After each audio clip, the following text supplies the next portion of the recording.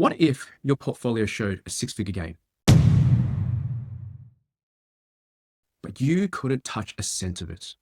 Would the victory feel real, inspiring, or just theoretical? Today, we're putting investor psychology under the microscope. Why do paper gains feel so different to holding a physical asset in your hands? And how does this secretly shape your property decisions? You'll see a behavioral experiment in action, then uncover how these mental traps impact Aussie investors every single year. By the end, you'll have a new strategy to flip the script on virtual versus real wealth and spot the emotional pitfalls that cost property buyers and sellers billions of dollars every year.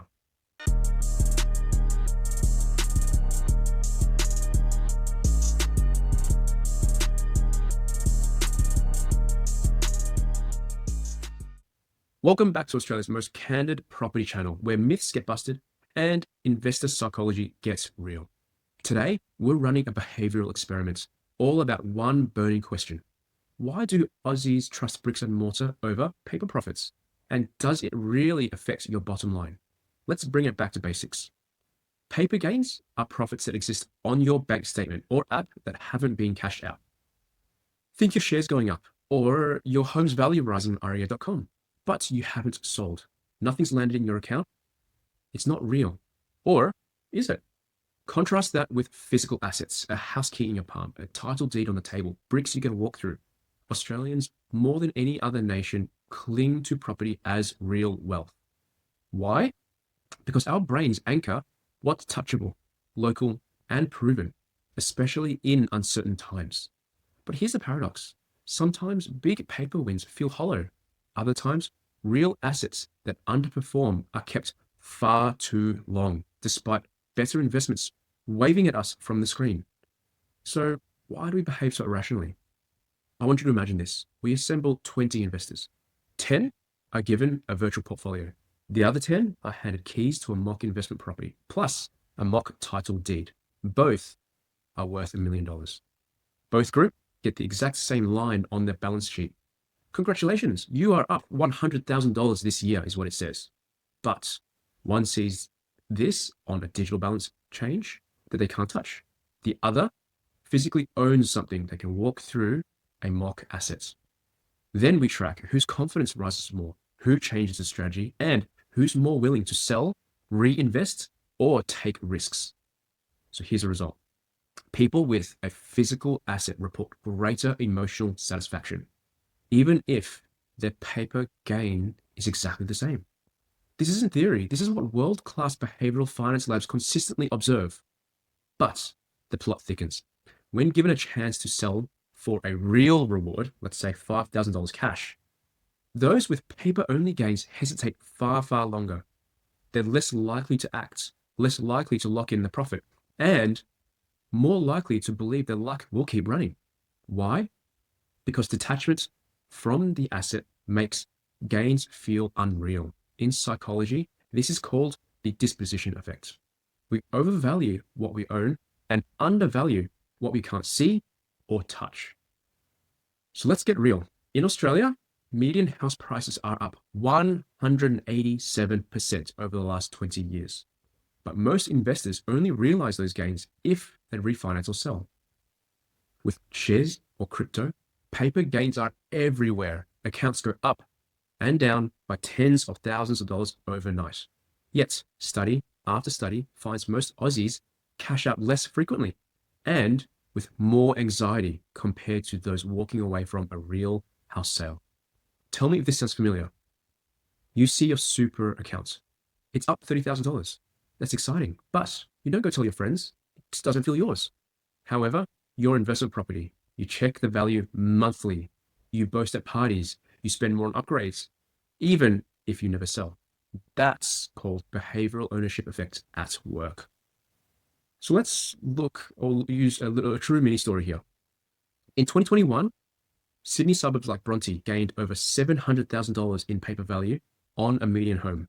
Owners felt wealthier, renovating, investing, spending more in general. Did most sell? Less than 10%. The rest held tight, psychologically locked in to their new higher life tier. even though for most, nothing liquid changed. Contrast that with the crypto or share bubbles that same year. Accounts soared, but most investors kept it digital.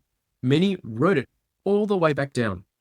It wasn't real to them, so they felt less urgency to lock it in. Let's go even deeper. Neurological studies show that the brain reward circuits, the medial orbitofrontal cortex and ventromedial prefrontal cortex, light up the same whether we receive a real gain or an imaginary one. But the level of activation, the sense of security, is far higher when that wealth is physically tangible. Put simply, holding keys, seeing bricks, signing titles, these trigger trust, pride, and satisfaction at higher levels than clicking refresh and seeing a number rise. This is why Australians inherit property and rarely sell it, even when it might be smarter to reallocate funds. It's why paper millionaires often feel poorer and behave more cautiously than someone with the same worth in real estate. So there are three key cognitive biases that drive these. The first one is the disposition effect. People sell winners they can physically touch, but hold losing paper assets due to hope and bias. There's the endowment effect. We overvalue what we physically possess, even if the market value is the same as an abstract holding. And the status quo bias. We stick to familiar. If your family always owned bricks and mortar, you want more property, even when diversified paper assets might lower your risk. So here's an example. In field experiments, participants awarded credits in a simulated market, valued them less. They traded them less and held losses far longer than if they were given real money or even real assets. So here's what nobody tells you. If you wait for gains to feel real, you miss the chance to harness paper profits for real wealth moves.